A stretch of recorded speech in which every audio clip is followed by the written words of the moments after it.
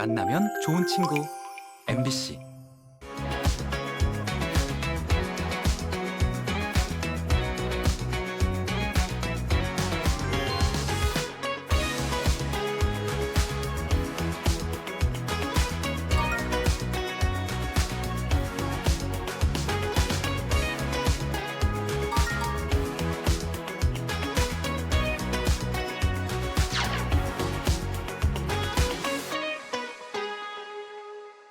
건강이 가장 중요한 자산이다라고들 알고 계시죠? 하지만 그럼에도 불구하고 바쁜 일상 때문에 이러한 다짐을 잃어버리곤 하는데요.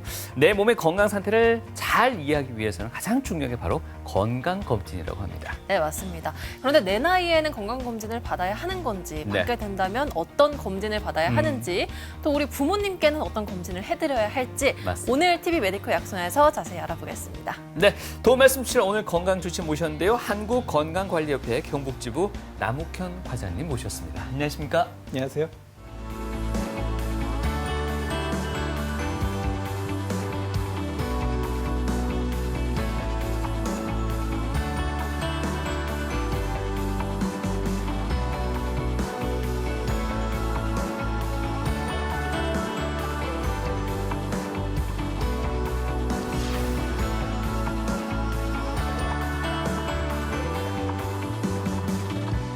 네, 일상이 바쁘다는 이유로 또 당장은 아픈 곳이 없다는 이유로 건강검진을 미루시는 경우들 굉장히 많은데요. 건강검진을 왜 정기적으로 받아야 하는지 그 이유부터 알아보도록 하겠습니다. 과장님 설명 부탁드릴게요. 네, 일단 건강검진의 역할은 아무래도 질병을 조기에 발견하는 게 있겠죠. 일단 예방의학적 관점에서는 2차 예방이라고 하거든요. 네. 질병이 생겼을 경우에 일찍 발견하는 거. 이게 2차 예방이 되겠고 1차 예방은 질병이 생기기 전부터 미리 예방, 안 생기도록 예방하는 게 되겠거든요. 그래서 일단 뭐 질병을 일찍 찾아서 뭐 만성화, 합병증, 후유증 이런 거를 좀 예방해 보자라고 하는 게 먼저 있고요.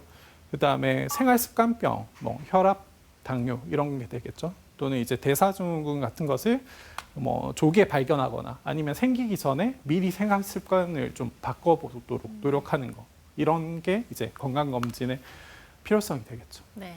그래서 국가에서 실시하는 건강검진에서는 크게 일반 건강검진과 암검진으로 분류할 수 있는데 일반 건강검진 항목에는 이제 뭐 신장, 혈압, 시력, 청력 이런 걸 보는 기초검사와 당뇨나 고지혈, 빈혈 같은 걸 감별할 수 있는 혈액 검사, 소변 검사, 흉부 촬영. 암 검진에서는 5대 암 검진, 지금 뭐 6대 암이겠죠. 폐암까지 해서. 네. 그래서 위암, 대장암, 간암, 유방암, 자궁암, 폐암까지 그렇게 검진을 하고 있습니다.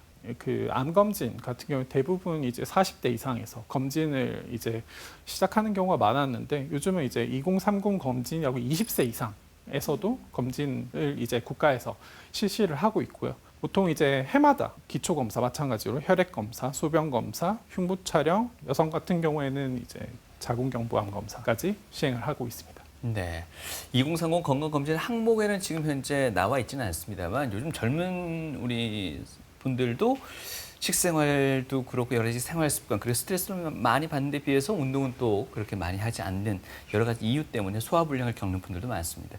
그런 이유에서 위나 대장 내시경도 20, 30대 분들도 받아야 될까요? 어떨까요? 그렇죠. 일단 암 검진을 목적으로 한다기보다는 2030에서 아무래도 그거를 제외한 뭐 위염이라던가 뭐 대장 용종이라던가 이런 양성 질환을 대상으로 이제 하는 경우에도 검진이 충분히 필요할 수 있고요. 본인이 이제 속이 쓰리다던가 뭐 혈변이 있다던가 설사를 자주 한다던가 이런 어떤 불편한 증상이 있을 경우에는 가급적 대상자가 아니더라도 해주시는 게 좋습니다. 네. 국가건강검진 같은 경우에는 2차 예방이 주 목적이다라고 얘기를 해주셨잖아요. 질환을 조기에 발견을 하고 치료를 한다라고 얘기해 주셨는데 국가검진과 종합검진과는 또 어떤 차이점이 있는 건지 궁금합니다. 네. 종합검진은 이런 국가에서 어떻게 보면 최소한도로 이거는 꼭 해야 한다라고 지정을 해서 좀 지원을 해주던가 지정을 해서 안내를 도와드리는 검진이 되겠고 종합건강검진 같은 경우에는 이런 이제 그 일반 항목에서 하지 않는 좀 더 세부 항목을 대상으로 같이 진행을 하게 되는데 보통 의료기관마다 이제 그 패키지 항목이 다르기 때문에 네. 기관마다 조금 차이는 있을 수 있습니다. 보통 20, 30대에서는 고혈압, 당뇨, 비만 같은 생활습관병을 조기에 좀 걸러내고자 같이 혈액 검사 같은 거를 진행을 하게 됩니다. 30대에서 40대에는 위에 이제 생활습관병과 더불어 이제 위내시경, 초음파, CT 검진 같은 걸 추가로 진행하게 되고요.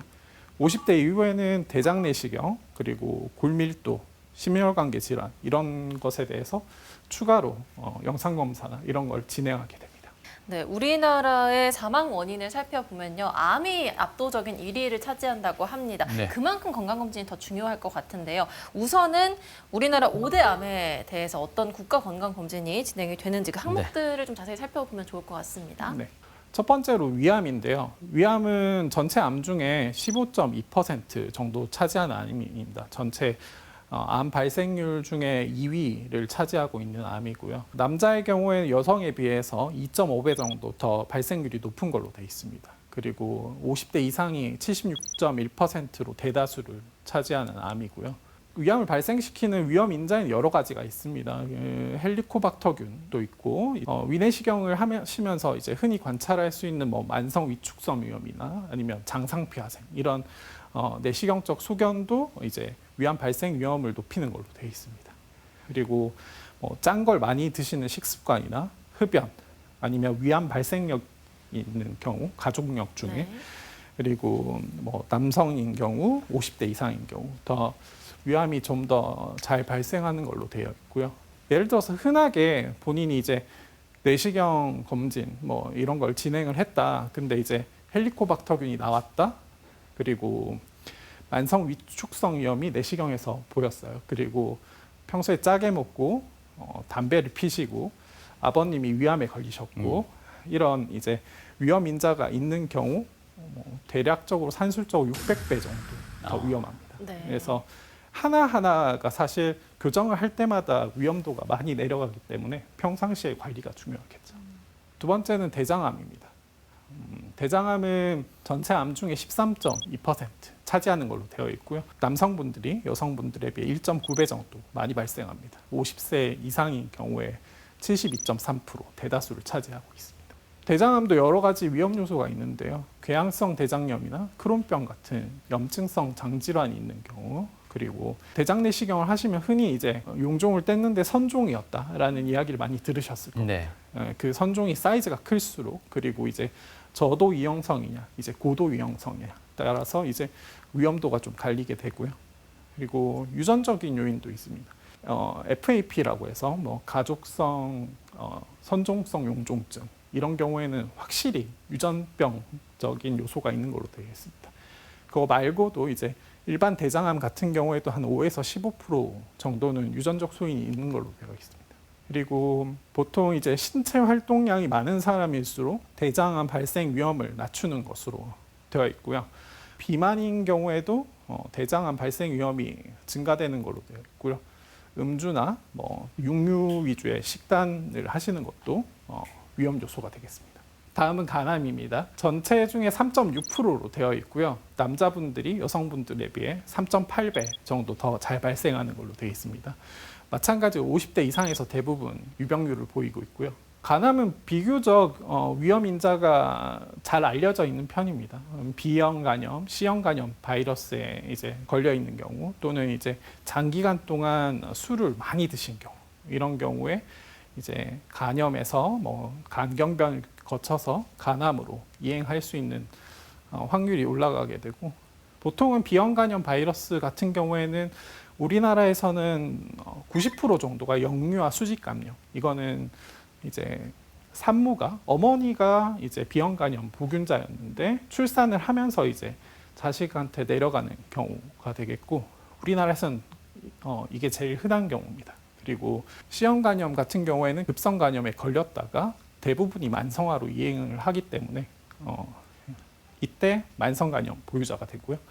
이 중에 한 30% 정도는 간경화까지 진행하는 것으로 되어 있습니다. 유방암은 여성암 발생 순위 중에 2위를 차지하고 있는 암입니다. 갑상선암 다음이 되겠고요. 남성분들도 아주 드물게 걸리는 경우는 있지만 대다수의 환자분들은 여성분입니다. 그리고 유방암이 가장 많이 발생하는 연령은 40대로 되어 있습니다. 마찬가지로 위험인자가 여러 가지가 있는데요. 뭐 이른 초경, 늦은 폐경, 임신이 없는 경우, 그리고 비만이라던가 음주, 호르몬 요법, 경구피임약 쓰는 경우 이런 등등이 이제 유방암 위험인자가 되겠습니다. 그럼 반대로 모유 수유를 많이 한다던가 뭐 운동을 열심히 한다던가 채소와 과일 같은 섬유질을 많이 섭취하는 경우 이제 위험도가 줄어드는 것으로 되어 있습니다. 자궁경부암은 여성암 발생 순위 중에 5위를 차지하는 것으로 되어 있습니다. 마찬가지로 40대 가장 흔한 것으로 되어 있고요. 자궁경부암 같은 경우에는 대부분의 경우 인유두종 바이러스에 의해서 발생을 하게 되는데 이런 HPV, 인유두종 바이러스는 이제 연령이나 인종, 사회 경제적 인자가 성경험 대상자가 많거나 일찍 경험하거나 이것도 위험인자로 되어 있습니다. 그리고 파트너가 고위험인 경우에도 위험인자로 되어 있고 흡연 그리고 경구피임약 쓰는 경우, 오래 쓰는 경우도 이제 위험인자가 되겠습니다. 그리고 성병이나 면역 기능 저하처럼 이제 바이러스에 취약한 환경이 될 경우에 좀 더 잘 걸리는 것으로 되어 있고요. 비타민 A, C, 엽산 같은 경우에는 조금 연구 중에 있습니다. 이거는 일부 이제 너무 지나치게 수치가 낮을 경우에 위험도가 올라갔다. 이런 연구들이 있고요. 자궁경부암 선별 검사는 이제 20세 이상의 이제 성경험이 있는 모든 여성이 되겠고 20세 이상이더라도 경험이 없을 경우에는 검진 대상자에는 포함이 되지 않습니다. 아까 설명에 그 5대 암 설명해 주실 때 여성이 많이 걸리는 암 중에 하나가 1위가 갑상선암이고 2위가 유방암이라고 얘기해 주셨는데 보통 갑상선암에 걸리면 유방암에도 더 잘 걸린다라는 인식이 있어서 좀 걱정하시는 분들이 많거든요. 이게 사실입니까? 어떻습니까? 일단 두 가지가 연관성이 있는 암이고요. 뭐 아무래도 유전적인 요인이 있지 않을까라고 생각을 하고 있습니다. 그리고 보통은 유방암이 걸리신 분들은 갑상선암에 걸릴 확률이 뭐 2배 정도 높은 걸로 되어 있고 반대로 이제 갑상선암이 있으셨던 분들은 유방암에 걸릴 확률이 67% 정도 높은 걸로 되어 있습니다. 아까도 말씀해 주셨지만 이 가족력이 또 암 발생 원인의 큰 부분을 차지하기도 하잖아요. 네. 만약 가족력이 있는 경우에는 건강검진을 받는 횟수나 또 방법에 있어서 조금 차이가 있을 것 같은데 어떻습니까? 암 종류별로 차이는 있습니다. 근데 대부분 암 경우에 보통 2에서 9% 정도는 이제 가족력이 내 암의 발생 확률을 올리는 것으로 되어 있고요. 특히나 이제 그 암에 진단받은 가족분이 55세 이전에 조기에 진단을 받은 경우에는 원래 이제 지금 안내드렸던 국가암검진 이제 공고 주기와 상관없이 조금 땡겨서 하시는 게 좋습니다. 특히 이제 대장암 같은 경우에는 원래 50세부터 대상이 되어 있지만 이제 가족력이 있는 경우에는 40세부터 10년 땡겨서 이제 하시는 걸 권고드리고요. 특히 아까 가족성 선종성 용종증이 있는 경우에는 12살부터 대장 내시경을 이제 시행하도록 권고하고 있습니다. 네. 암 진단 받은 가족이 있는 경우에는 유전자 검사를 추천하는 경우도 있다고 들었습니다. 맞습니까? 네, 맞습니다. 보통 이제 특히 뭐 유방암이라던가 대장암이라던가 이런 그 유전자 변이가 잘 알려져 있는 암들이 있어요. 그런 암들은 유전자 검사를 하면 이제 고위험군을 금방 알 수 있습니다. 어느 정도. 그래서 한 번 정도 이제 유전자 검사를 쭉 진행하시면 내가 이 암에 대해서 조금 위험도가 다른 사람보다 월등히 높구나 이런 걸 가려내실 수도 있고요. 그거를 위주로 이제 검진 계획을 짜는 데 도움이 되시겠죠.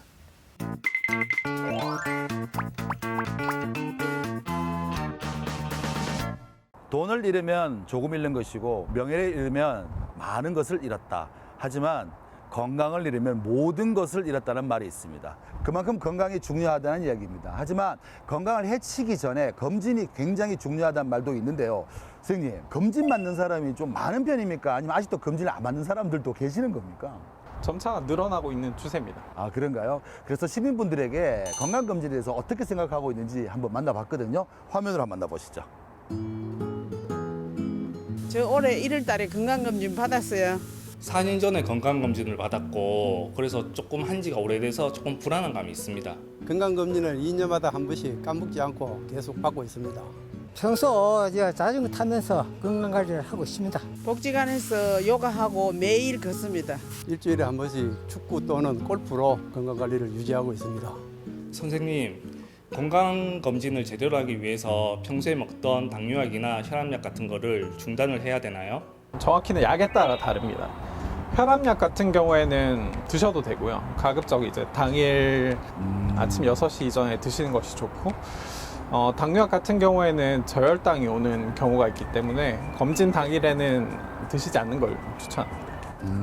이번에는요, 건강검진에 관한 오해와 진실 그리고 궁금증까지 한 번에 알아보도록 하겠습니다. 선생님, 우리가 위나 대장 검사를 할 때 수면 내시경이라는 게 있고 일반 내시경이라는 게 있는 걸로 알고 있습니다. 그런데 이런 이야기가 있어요. 수면 내시경이 일반 내시경보다 정확도가 떨어진다, 이런 이야기가 있더라고요. 그게 사실인가요?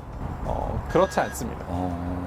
오히려 일반 내시경 같은 경우에는 수면을 안 하고 하기 때문에 환자분들이 트림이나 부역감이 있거나 이래서 검사에 협조가 잘 되지 않는 경우에 조금 더 힘든 경우가 있지만, 기본적으로는 검사 협조가 잘 된다는 전제하에는 두 검사가 큰 차이가 없는 걸로 되어 있습니다. 그렇다면 검사 받는 분의 상태나 어떤 컨디션 때문에 결정하는 경우가 많겠군요. 두 개 중에 하나를. 그렇죠. 그런데 내시경 검사를 받으면 우리 건강에 안 좋다는 이야기 굉장히 많이 들었습니다. 사실인가요? 그렇진 않습니다. 보통은 뭐 이상 소견이 있거나 조직 검사를 해야 되는 경우에는 2개월에서 3개월 뒤에 다시 하는 경우도 굉장히 흔한 케이스고요. 너무 짧은 거 아닌가요? 있습니다. 예. 그리고 뭐 수면 내시경을 너무 자주 한다. 그건 뭐 몸에 좀 부담이 갈 수는 있지만 1년에 뭐 2-3번 정도까지는 크게 부담은 없는 걸로 돼 있습니다. 이번에 궁금한 점은요, 우리 동네 할머니의 상식입니다. 뇌 MRI 검사를 받으면 치매를 알 수 있다 이러면서 꼭 받아라 이런 이야기 하시더라고요. 사실인가요? 아닙니다. 아니군요. 뇌 MRI 같은 경우에는 뇌 위축도 검사 같은 걸 통해서 이제 경도 인지장애 같은 거를 의심해 볼 수 있는 좋은 검사기는 하지만 그거 자체로 치매를 진단하지는 않고요. 그렇다면 치매는 뭘로 진단하는 거예요? 치매는 보통 신경과나 이제 정신건강의학과에서 진행하는 신경인지 검사라는 게 있습니다. 서로 문답식으로 또는 이제 간단한 질의 형식으로 답변하는 그런 검사를 통해서 이제 치매를 진단하게 되기 때문에 MRI가 정상이라고 해서 치매가 아닙니다라고 단정 짓기는 어렵습니다. 그렇다면 뇌 MRI 검사를 통해서 치매를 알 수는 없겠지만 뭔가 경고, 위험성 이런 건 좀 알 수 있지 않을까요? 그렇죠. 뇌 위축도 검사를 통해서 뇌가 위축된 정도가 좀 심하다라고 하면 경도 인지장애 같은 거를 충분히 의심해 볼 수 있고요. 그거 말고도 뇌 안에 있는 뇌혈관 상태를 비교해서 혈관성 치매 같은 거를 조금 의심해 본다던가 한 보조 지표로 활용하기에는 충분합니다. 그렇군요. 하지만 치매를 단정 지을 수는 없다. 그렇죠. 건강검진에 대한 시민들의 목소리와 궁금증 화면을 통해서 먼저 만나봤습니다. 자, 지금부터는요, 건강검진으로 알 수 있는 질환들을 일반 건강검진과 종합건강검진으로 나눠서 좀 더 자세히 알아보도록 하겠습니다. 설명 부탁드릴게요. 암 검진으로 알 수 있는 질환은 암뿐만 아니라 다른 질환들도 같이 검사를 하면서 걸러내게 되는데요. 위암 검진 같은 경우에는 2년 간격으로 위내시경을 하게 되는데, 위내시경을 통해서 위암뿐만 아니라 역류성 식도염이나 뭐 위염, 십이지장 궤양 이런 다른 질환에 대해서도 같이 검사를 받으실 수 있습니다. 대장 내시경 같은 경우에는 매년 체병 검사를 통해 가려내게 되는데, 이때 같이 기생충 검사도 같이 하게 됩니다. 간암 검사는 고위험군 대상으로 40세부터 6개월마다 진행을 하게 됩니다. 하실 때 이제 간 초음파랑 간암 표지자 알파 페토프로테인 검사를 같이 하게 되고요. 이걸 통해서 간암도 가려낼 수 있지만 혈관종이나 낭종이라든지 지방간 이런 질환들도 같이 아실 수 있습니다. 유방암 같은 경우에는 2년 주기로 검사를 하시게 되고, 유방암뿐만 아니라 미세석회화라든지 아니면 물혹이라든지 이런 것도 같이 관찰하실 수 있고요. 자궁경부암 같은 경우도 마찬가지로 암 제외하고 이제 칸디다증 같은 염증 질환이나 자궁 이상세포 변화 등을 같이 아실 수 있습니다. 그래서 신체 계측 시력 검사, 청력 검사, 혈압 측정 이런 것을 통해서 기본적으로 이제 비만이 있는지, 뭐 시력이나 청력에 이상이 있는지, 또는 뭐 고혈압이나 고혈압 전 단계가 있는지 이런 거를 미리 아실 수 있고, 소변 검사를 통해서는 단백뇨를 통해서 혹시 뭐 신장 쪽에 이상이 있는지를 같이 가릴 수 있습니다. 혈액 검사는 뭐 혈색소나 뭐 혈당, 콜레스테롤 수치, 간 기능 검사 이런 것들을 통해서 빈혈이라든지 당뇨병, 이상지질 혈증 이런 것들을 총체적으로 보게 되고요. 혈청 크레아틴인 신사구체 여과율, 이건 신장 기능을 볼 때 사용하는 검사입니다. 그래서 이걸 통해서 신장 기능이 어느 정도 괜찮은지 평가를 하게 됩니다. 마지막으로 흉부 엑스레이 검사를 통해서 뭐 폐 쪽에 어떤 혹이 보이는지, 또는 뭐 결핵 의심 소견, 염증이 있는지 이런 것도 같이 가릴 수 있습니다. 그리고 이제 종합 검진에서 보실 수 있는 건 좀 더 많은 항목이 들어가게 됩니다. 아무래도 소변 검사에서는 아까 보셨던 단백뇨 외에도 뭐 미세 단백뇨라든지 혈뇨라든지 케톤뇨 이런 게 같이 검사가 진행이 되게 되고, 혈액 검사에서는 간 기능 외에도 당뇨병이나 통풍, 이제 전해질 검사, 갑상선 기능 이런 걸 통해서 이제 좀 더 세부적인 항목을 검사를 하게 됩니다. 그리고 심전도 검사는 이제 심장에서 정기적인 신호를 받아서 이제 심장이 얼마나 규칙적으로 뛰는지 보는 검사고, 이걸 통해서 이제 부정맥이 있거나 또는 이제 협심증 같은 허혈성 심장 질환이 혹시 있는지 이런 것들을 가려낼 수 있습니다. 자궁경부 검사는 이제 질 확대경 검사를 통해서 자궁경부를 확대해서 보는 검사도 있고요. 자궁경부 액상 세포진 검사는 이제 세포를 직접 채취하는 겁니다. 해서 이제 혹시 암이 의심되는지 또는 다른 양성 질환이 있는지 같이 보는 검사가 되겠고, 이때 이제 아까 말씀드렸던 인유두종 바이러스 검사를 같이 해서 혹시 고위험군 바이러스가 있는지도 같이 보게 됩니다. 유방 촬영은 유방암을 조기 진단하기 위한 기본 검사가 되겠고요. 만약에 이제 여성분들 중에 유선 조직이 두꺼우신 치밀 유방이 있으신 분들이 있습니다. 그런 분들은 유방 촬영을 통해서 100% 유방을 다 관찰을 할 수 없기 때문에 보통 유방 초음파 병행해서 진행을 하고 있습니다. 골밀도 검사는 골다공증과 골감소증 여부를 알 수 있는 좋은 검사가 되겠고요. 이 외에도 이따가 또 말씀드리겠지만 뭐 MRI나 CT, 유전자 검사 등을 진행하게 되는데, MRI 같은 경우에는 초전조체 같은 자석을 이용해서 고주파를 이제 발생시켜서 보는 검사고요. 전자기장을 이용하기 때문에 방사선 노출은 없습니다. 네. 네. 그리고 CT 같은 경우에는 X선 투과를 시켜서 하는 검사가 되겠고, 이 검사는 방사선 노출량이 있겠죠. 보통 이제 그 CT로 관찰하는 검사는 이제 흉부 CT나 복부 조형 CT, 심장 쪽에 관상동맥 조형 CT나 아니면 두부, 머리 쪽 찍는 CT 그 정도를 많이 진행하고 있습니다.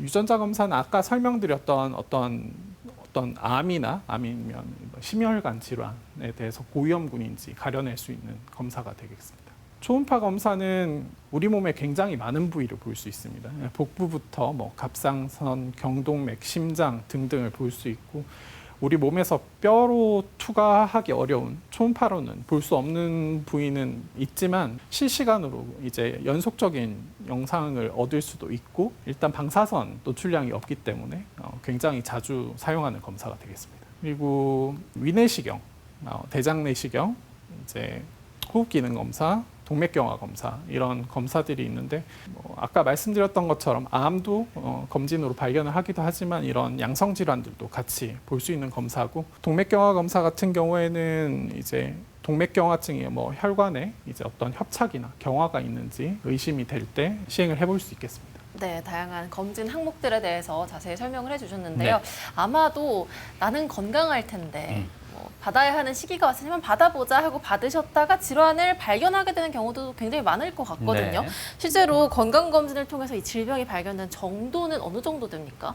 네, 작년에 이제 검진 대상자에서 이제 실제로 검진을 받으신 분들이 1,700만 명 정도 됩니다. 그 중에 실제로 이제 어떤 질환이 있는 것으로 발견된 유질환자 분들이 450만 명 정도 되고요. 대충 퍼센트로 따지면 26% 정도 됩니다. 예. 생각보다 많죠. 네. 그리고 네. 실제로 질환이 있는 거 말고도 질환이 의심되는 전 단계이신 분들까지 합하면 거의 89% 정도 됩니다. 굉장히 많이 그러네요. 차지하죠. 네, 뭐 체계적인 건강 검진의 성과라면 또 성과라고 얘기할 수 있는 부분일 것 같고요. 의료 기술의 발전 덕분에 이토록 수많은 질환들을 빨리 찾아낼 수 있는 치료가 또 가능해진 게 아닌가 싶습니다. 그런데 이 혈액 검사만으로도 일정 부분 암을 미리 발견해낼 수 있다는 얘기가 있었거든요. 네. 근데 어찌 한편에서는 또 혈액만으로도 그렇게 발견해낼 수 있는 범위가 그렇게 크지 않다는 분들도 계셨고요. 어떻게 보십니까? 일단 암 표지자 검사가 있습니다. 예. 혈액에서 볼 수 있는 뭐 대장암, 췌장암, 뭐 전립선암 또는 다른 부인과암 같은 거를 볼 때 사용할 수 있는 마커들이 있는데 혈액 검사기 때문에 아무래도 그 직접 본 건 아니죠. 일종의 참고 지표로 활용할 수 있고요. 대신에 이제 전립선암 표지자 같은 경우에는 조금 활용도가 더 높습니다. 높을 경우에 좀 더 정확도가 높기 때문에 충분히 활용을 해볼 수 있지만 이게 높다고 무조건 뭐 암이 있다 그렇게 생각하진 않고요. 다른 검사를 병행해서 정확하게 진단을 하는 편입니다. 앞서 설명해 주신 검사 항목 중에 내시경도 굉장히 많았는데요. 이 내시경에 사용하는 약에 대한 거부감이 있으신 분들이 또 계셔서 내시경 대신에 조영술 검사라는 것도 있다고 하더라고요. 어떻게 차이가 있는 걸까요? 일단 위조영술 같은 경우에는 조영제를 직접 먹습니다. 먹어서 이제 조영제가 따라서 내려가는 걸 이제 엑스레이를 반복해서 촬영해서 영상을 얻게 되고요. 보통 위나 십이장을 볼 수는 있습니다. 볼 수는 있지만 아무래도 바깥에서 이렇게 찍은 검사기 때문에 네. 직접 카메라로 들어간 내시경보다는 정확도가 아무리 그래도 떨어지겠죠. 많이 네. 떨어지고 가급적 내시경을 직접 하시는 걸 권장을 드립니다.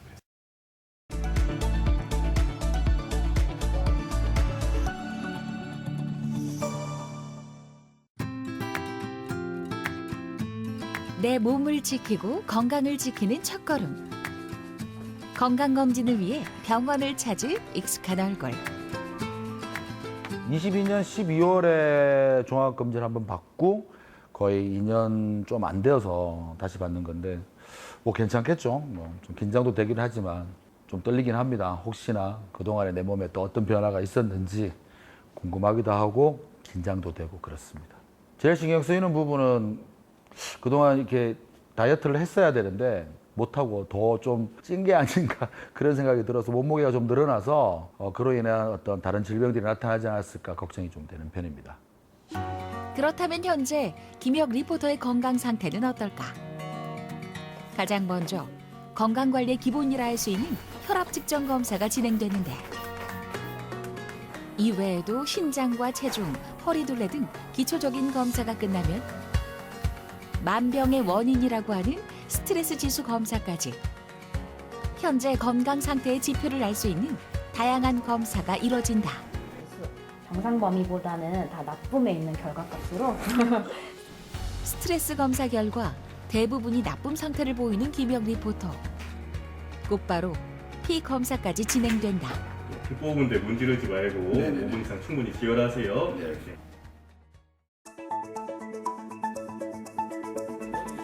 눈으로 보이지 않는 신체 내부의 장기나 뼈 등의 상태를 확인하기 위해 시행되는 MRI와 CT 검사.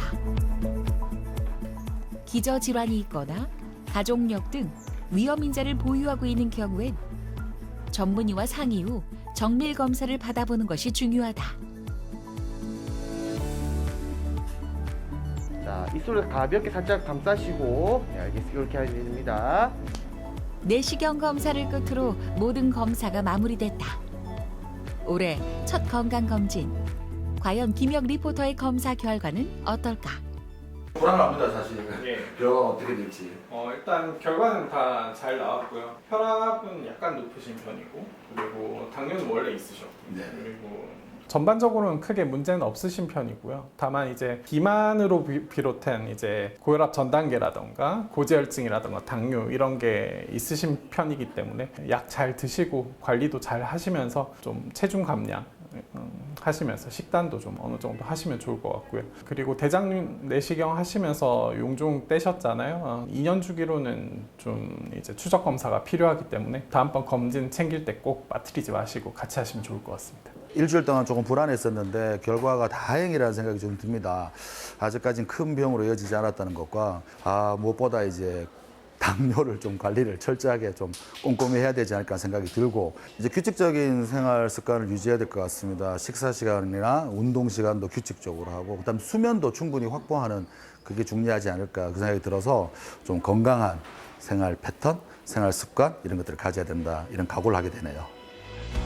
건강은 잃고 나서야 뒤늦게 그 소중함을 깨닫게 되듯 하루라도 더 젊을 때 실천해야 하는 것이 바로 건강 습관이다.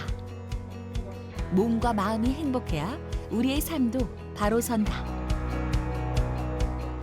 네, 김영 리포터의 건강검진 모습까지 영상으로 만나봤습니다. 네. 이번에는요, 신체 부위별 구체적인 검사들에 대해서 알아볼 텐데요. 먼저 뇌부터 알아보도록 할까요? 네. 뇌는 흔히 이제 뇌 MRI와 뇌 혈관을 보는 MRA 검사로 나눠서 진행을 하는데요. 뇌 MRI 같은 경우에는 뇌 자체, 뇌 실질 자체를 관찰할 수 있는 검사입니다. 그리고 MRA 같은 경우에는 뇌 안에 있는 큰 혈관 위주로 어디에 협착이 있는지 또는 어디 동맥류 같은 이상 소견이 있는지 가릴 때 사용을 하게 됩니다. 그래서 MRI로 볼 수 있는 소견은 뇌에 혹이 있다던가, 뇌종양 같은 혹이 있다던가, 아니면 이제 뇌경색이 왔다던가 이런 거를 바로 알 수 있는 아주 좋은 검사가 되겠고, 그 일과성 뇌허혈 같은 예전에 이제 그 잠깐 지나가는 경우가 있습니다. 이제 가벼운 뇌경색이라고 표현을 하기도 하는데요. 그런 게 지나간 흔적도 이걸로 알 수 있기 때문에 어떤 증상을 잘 몰랐어도 이제 어떤 위험을 알 수 있는 좋은 검사가 되겠습니다. 그래서 대표적으로 뇌출혈, 뇌경색, 뇌종양 같은 질환을 제일 잘 발견할 수 있는 검사가 되겠고, 본인이 두통이 너무 심하다던가, 아니면 이제 손발이 저리다던가, 아니면 한쪽 팔다리에 힘이 빠진다던가, 또는 이제 가족력이 있다던가 이런 경우에는 검사를 해볼 수 있습니다. MRI를 통해서 감별할 수 있는 가장 흔한 질환이 뇌졸중이 되겠는데요. 보통 고위험군 같은 경우에는 만성적으로 두통을 겪는다던가, 이제 혈압, 당뇨 같은 만성 질환이 있다던가, 아니면 아까 말씀드렸던 이제 팔다리에 힘이 빠지는 증상, 말씀을 하실 때 발음이 어눌하다던가, 대화를 할 때 반응이 떨어진다던가 이런 것이 있을 때는 바로 찍으셔야 됩니다. 뇌 MRA 같은 경우에는 지금 보이시는 거는 이제 동맥류 소견인데, 혈관 옆에 이렇게 주머니처럼 튀어나오는 혈관 기형 같은 거를 볼 수 있는데 아주 좋은 검사입니다. 그리고 말고도 이제 혈관 쪽에 어떤 협착이 있거나 아예 막혀서 뒤쪽으로 피가 가지 않는 경우에 MRA를 찍으시면 명확하게 보실 수 있고요. 그리고 심장 쪽은 관상동맥 조형 CT를 통해서 관찰을 하게 됩니다. 지금 보이시는 거는 이제 협착 소견이 있는 경우인데, 이런 심장 관상동맥 여기를 3차원으로 이렇게 돌려볼 수 있습니다. 돌려가면서 이제 어느 쪽에 협착이 있는지, 협착이 있다면 몇 프로 정도 협착이 있는지까지 알 수 있기 때문에 특히 이제 어떤 증상이 있는 경우에 굉장히 좋은 검사가 되겠고요. 이런 심혈관 질환이 있는 경우에, 또는 이제 유착성 심막염, 심장에 종양이 있는 경우까지 같이 보실 수 있는 좋은 검사가 되겠습니다. 네. 지금까지는 뇌의 검진 항목들에 대해서 살펴봤는데요. 이번에는 복부와 흉부 쪽으로 가보겠습니다. 아무래도 복부에는 여러 장기들이 위치해 있기 때문에 더 많은 질환에 노출될 가능성이 높을 것 같거든요. 어떤 검사들이 진행이 될까요? 네, 복부 CT를 흔히들 가장 많이 하실 텐데요. 볼 수 있는 장기는 당연히 복부에 많은 장기가 모두 포함이 됩니다.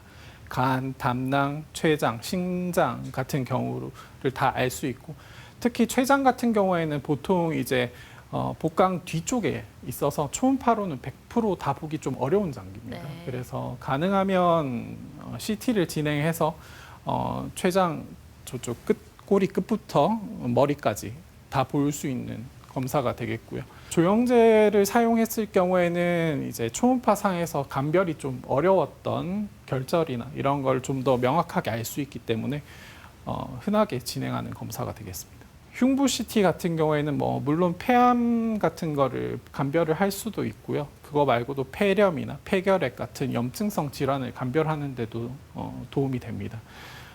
보통은 폐 쪽의 엑스레이는 단면으로 이렇게 앞쪽에서 찍는 검사라서 폐를 이제 입체적으로 다 보기 어려운 경우가 많고 이제 폐에 있는 결절이 작을 경우는 엑스레이에서 나오지 않는 경우가 많습니다. 특히나 이제 고위험군 같은 경우에는 흉부 CT를 같이 하시는 게 좋습니다. 네. 보여주셨던 CT나 또 MRI까지 본다면은 여러 가지 의심되는 질환들을 판단하고 진단하는데 상당히 유용하게 활용되는 것은 맞습니다만 이거는 여러 차례 사용해도 상관이 없을지 약간 걱정되는 부분도 있고요. 또 방사선 노출은 걱정하지 않아도 되는지도 궁금합니다. 보통은 방사선 노출량이 그렇게 큰 검사는 아닙니다. 아까 영상에서도 말씀드렸지만 보통 일반적으로 이제 일반 사람이 방사선 종사자가 아닌 경우 1년 동안 총 피폭량이 3 정도 됩니다. 네. 3mV 정도 되는데 정확히는 이제 복부는 10 정도로 되어 있고 흉부는 8 정도 되는 검사입니다. 그래서 피폭량 자체가 그렇게 크진 않아서 이제 너무 걱정은 안 하셔도 되고요. 흉부 CT 같은 경우에는 지금 폐암 검진을 할 때는 저설량 흉부 CT라고 해서 기존 이제 그 방사선 노출량의 10분의 1입니다. 그건 거의 1 정도밖에 노출량이 되지 않으셔서 크게 걱정은 안 하셔도 될 것 같습니다. 네, 부위별 MRI 또 CT에 대해서 알아봤는데요. 이번에는 초음파 검사에 대해서 알아보도록 하겠습니다. 아까도 간략하게 설명을 해주셨지만 조금 더 구체적으로 어떤 질환들을 저희가 발견할 수 있을지 설명 부탁드리겠습니다. 갑상선 초음파 같은 경우에는 기본적으로 어떤 양성 질환을 보는 것도 중요하지만 혹이 있느냐 없느냐를 제일 먼저 보게 되고 혹이 있다면 모양과 크기를 좀 따지게 됩니다. 그래서 이게 고위험군일 경우에는 조직 검사까지 진행을 하게 되고요. 일반적으로 갑상선 초음파를 통해서 이제 갑상선을 관찰을 하기도 하지만 갑상선 기능 검사가 따로 있습니다. 갑상선이 얼마나 이제 기능을 잘 하고 있는지 보는 혈액 검사가 있는데 이거 두 가지를 동시에 잘 하셔야 갑상선을 정확하게 진단을 하실 수 있습니다. 상복부 초음파 같은 경우에는 뭐 간, 담낭, 췌장, 비장, 신장까지 관찰을 하게 되는데요. 마찬가지로 암뿐만 아니라 간에 생긴 혹이라든지 쓸개에 생긴 돌이라든지 이런 것들을 진행할 때 같이 보게 됩니다. 마찬가지로 이제 피검사 중에 간암 표지자 그리고 췌장암 표지자 같은 경우에는 초음파가 같이 병행을 할 경우에 진단에 도움이 많이 되기 때문에 가급적 같이 진행하시면 좋을 것 같습니다. 경동맥 초음파는 이제 목을 따라 머리까지 올라가는 혈관이 되겠죠. 머리에 산소를 공급하는 데 가장 중요한 혈관이고 경동맥 자체가 얼마나 이제 동맥경화가 있는지도 중요하지만 경동맥을 통해서 뇌혈관이 얼마나 괜찮은지 확인을 할 수 있는 보조지표로 쓸 수 있습니다. 심장 초음파는 이제 심장 질환을 감별해낼 수 있는 기본 검사 중에 하나고요. 판막 질환, 이제 판막 쪽에 역류가 있다든지 협착이 있다든지 이런 걸 볼 수 있는 제일 좋은 검사가 되겠고 심장 크기라든지 다른 뭐 심근 질환, 심근경색까지 관찰을 할 수 있는 검사가 되겠습니다. 유방 초음파 같은 경우에는 아까 유방 촬영에서 다 보기 어려운 혹을 가려낼 수 있는 좋은 검사가 되겠고요. 주로 이제 유방 검진을 자가 검진이 있습니다. 스스로 이제 이렇게 눌러가면서 이제 자가 검진을 하는 게 있는데 그때 이제 혹시 단단한 멍울 같은 게 만져진다든지 아니면 피부 함물이나 아니면 뭐 피가 나온다든지 이런 증상이 있는 경우에는 꼭 이제 엑스레이뿐만 아니라 초음파를 좀 같이 하셔야 됩니다. 전립선 초음파 같은 경우에는 보통 이제 잔뇨감이 있거나 야간뇨가 심하거나 아니면 이제 소변 보실 때 통증이 있거나 이런 경우에는 남자분들은 같이 하시는 게 좋고요. 이제 전립선 암 표지자 PSA라고 하는데 이거는 굉장히 중요한 검사입니다. 전립선 암을 감별할 때. 그래서 전립선 초음파만 가지고 뭐 어떤 암을 진단하는가 하진 않기 때문에 꼭 하실 때 같이 하시는 것이 좋습니다.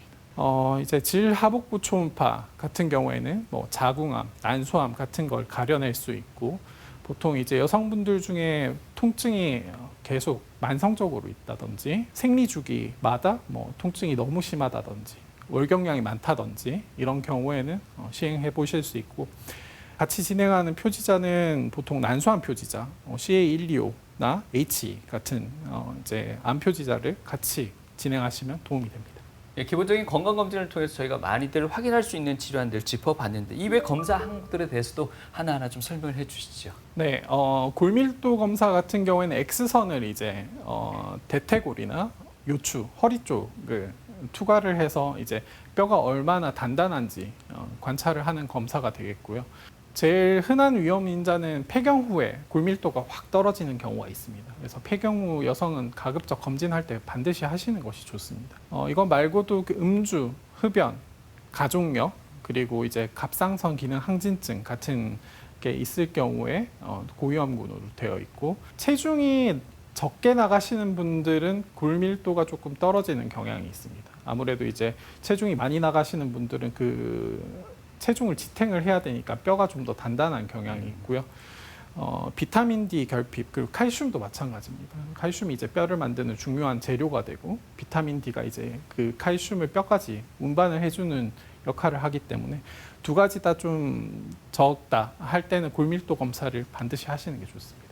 내시경 검사는 이제 카메라를 직접 넣어서 하는 검사가 되겠죠. 그래서 위내시경, 대장내시경을 통해서 이제 암뿐만 아니라 이제 어떤 용종이나 궤양이나 이런 걸 있는지 관찰을 하게 되고요. 중간에 어떤 의심소견이 있을 경우에는 조직 검사를 시행하는 경우도 있고, 용종이 관찰될 경우에는 검사를 하면서 동시에 용종 절제술을 진행하는 경우도 있습니다. 알레르기 검사는 이제 혈액 검사를 통해서 알레르기 원인 물질을 하나하나 찾아보는 검사인데요. 보통 뭐 호흡곤란, 재채기, 콧물, 두드러기 같은 알레르기성 증상이 있는 경우에는 한 번 정도 해보시는 것이 좋습니다. 그리고 유전자 검사 같은 경우에는 아까 말씀드렸다시피 유방암 같은 경우에는 비교적 유전자가 잘 알려져 있습니다. 브로카 변이 같은 이제 이런 유전자 변이를 확인을 함으로써 내가 얼마나 이 암에 대해서 위험도가 높은지 하나하나 알 수 있는 좋은 검사고요. 급성 심정지 패널 검사 같은 경우에는 이제 보통 급성 심정지 중에서 한 15% 정도가 유전성이라고 알려져 있는데, 가족력으로 비롯된 유전성이 있는지 알아볼 수 있는 좋은 검사가 되겠습니다. 구강 스케일링 같은 경우에는 단순히 치아 미용술이 아니라 이제 충치나 잇몸병을 예방하는 구강 치료에서 좋은 역할을 하는 부분이 있고요. 지금은 만 19세 이상에서 1년에 1회 건강보험을 적용받기 때문에 필요하실 때 챙겨서 하시는 것이 좋습니다. 그리고 예방접종은 보통 이제 연령대별로 이제 권장하는 예방접종표가 있습니다. 그래서 10대에서 30대 같은 경우에는 뭐 간염검사, 파상풍, 백일의 자궁경부암 이런 예방접종을 진행하시는 것이 좋고, 40대에는 이제 마찬가지로 간염, 파상풍, 백일의 그리고 자궁경부암의 폐렴구균까지 같이 하시는 게 좋습니다. 50대 이후에는 대상포진까지 추가로 예방접종을 권장드리고 있고요. 간염 같은 경우에는 이제 항체가가 바뀌는 경우가 있습니다. 특히나 비형 간염 같은 경우에는 항체가가 있다가 항체가 없는 것처럼 보일 때도 있고, 반대로 보균자였다가 항체가 뭐 생기는 경우도 있기 때문에 처음에 이제 10대에서 30대 때 검사 결과를 받아보셨다고 해서 그것만 가지고 계속 쭉 그냥 그 뒤에 검사를 안 하시는 것보다는 그래도 중간중간에 한 번 정도는 이제 간염 검사, 바이러스 검사도 같이 해보시는 것이 좋습니다. 네, 저희가 받을 수 있는 건강검진 항목들에 대해서 정말 구체적으로 하나하나 살펴봤는데요. 네. 이제 건강검진을 받으러 가셨을 때 성적표를 받잖아요. 무엇보다 이것을 어떻게 확인하느냐가 네. 더 중요하지 않을까 싶습니다. 그런데 워낙 항목도 많고 용어도 그렇죠. 좀 알쏭달쏭하다 보니 아마 첫 장에 그 종합 소견만 보시는 분들 맞아요. 많으실 거예요. 네. 근데 앞으로 건강검진 하셨을 때는 조금 더 구체적으로 어떤 부분에 집중해서 보면 좋을지 과장님께 좀 여쭤보도록 하겠습니다. 예, 네. 굉장히 길죠. 네. 예, 그리고 검사 결과도 되게 전문 용어가 써여 있는 경우가 많기 때문에 조금 판단하기 어려우실 수 있는데 제일 중요한 거는 검사 소견도 중요하지만 그 뒤에 있는 공고사항이 같이 있습니다. 검사 결과 뒤에 뭐 6개월 뒤에 다시 검사를 하십시오. 아니면 의사와 상담을 하십시오라고 하는 이제 공고사항이 있는데 그거는 반드시 읽으셔야 됩니다. 꼭 빠뜨리지 말고 간혹 검진을 잘 하셔놓고 이제 검사 결과에 관심을 안 두시는 분이 있습니다. 그래서 나중에 뭐 어떤 질병을 놓치는 경우가 있기 때문에 꼭 같이 확인을 하시기 바랍니다. 네. 건강검진을 잘 받기 위해서 건강검진 전에 저희가 또 주의해야 될 것들도 분명히 있을 것 같습니다. 사람들에 따라서는 건강검진 전에 최상의 컨디션을 끌어올리기 위해서 금주, 뭐 금연 등등해서 자기 관리도 많이들 하시는데요. 네. 그게 어떤 주의할 점이 있겠습니까? 일단 건강검진 2, 3일 전부터는 이제 음주나 기름진 음식을 피하시는 것이 좋고요. 여기에 더불어서 대장 내시경을 진행하는 경우에는 섬유질 많은 음식도 같이 피하시는 것이 좋습니다. 그리고 오전 검진을 진행하는 경우에는 이제 검진 전날에는 비교적 식사를 좀 가볍게 하시고 밤 9시 이후부터는 완전 금식을 하시는 것이 좋습니다.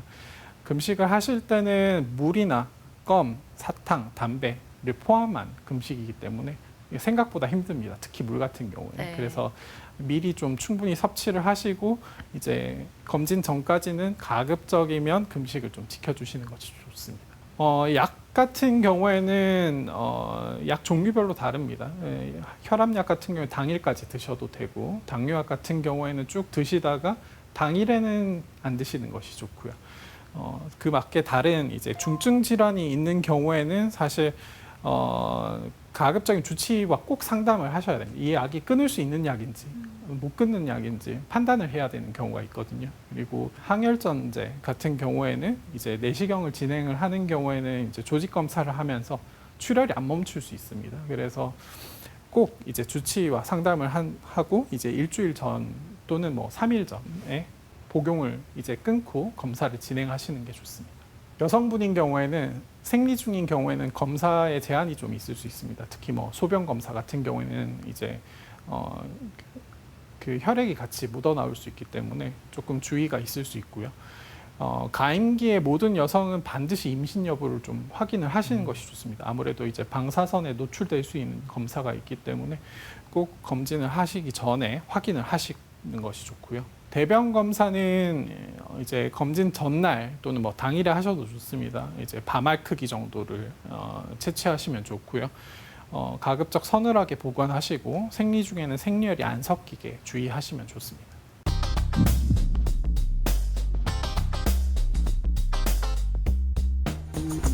백세 건강 시대를 맞아야 건강의 중요성이 높아지는 만큼 건강검진에 관한 관심도도 굉장히 높아지고 있습니다.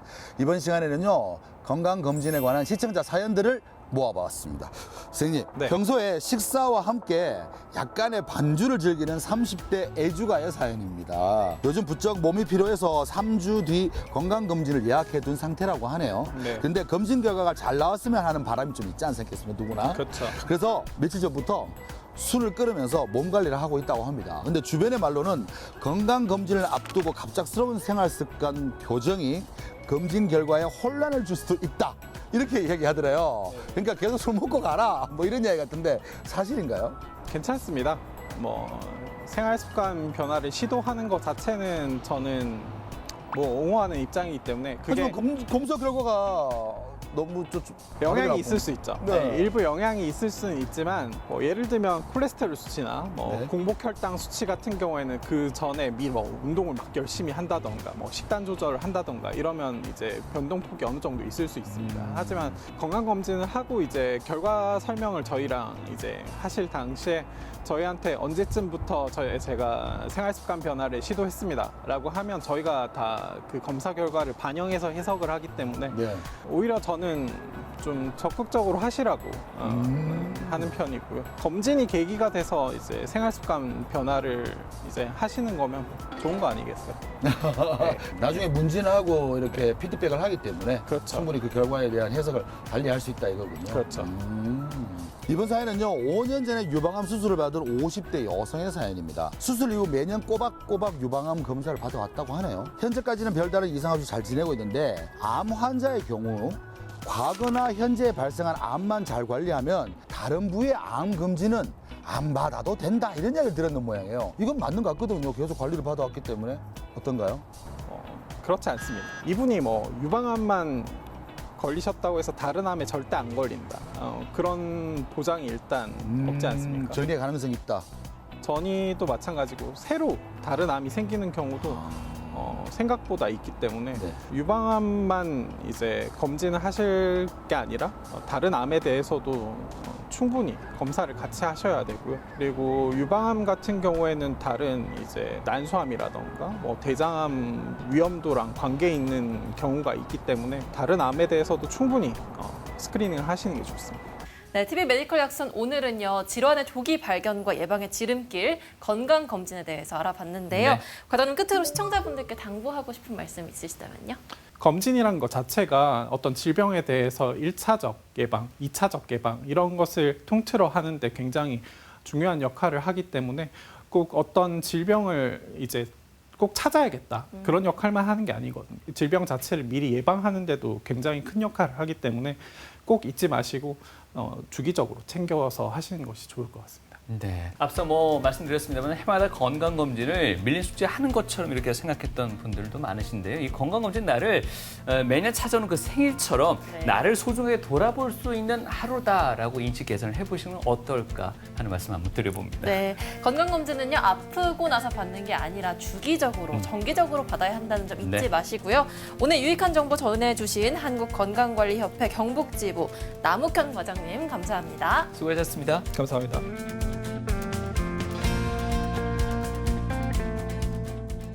증상이 없더라도 평상시에 검진을 해주는 것이 좋거든요. 자기 몸을 챙길 사람은 사실 자기밖에 없어요. 2년에 한 번이라도 내 몸이 괜찮다 확신을 받는 게 사실 주기적으로 받아주는 게 굉장히 큰 일이거든요. 주변에서 어떤 병을 얻는 분들이라던가 심하면 돌아가시는 분들이 있고 나서야 마차하고 오시는 분들이 있는데 내 몸이 건강하다고 내가 느끼지만 확인하는 차원에서 검진을 받는 게 중요하니까요. 잊지 말고 꼭 챙기시길 바랍니다.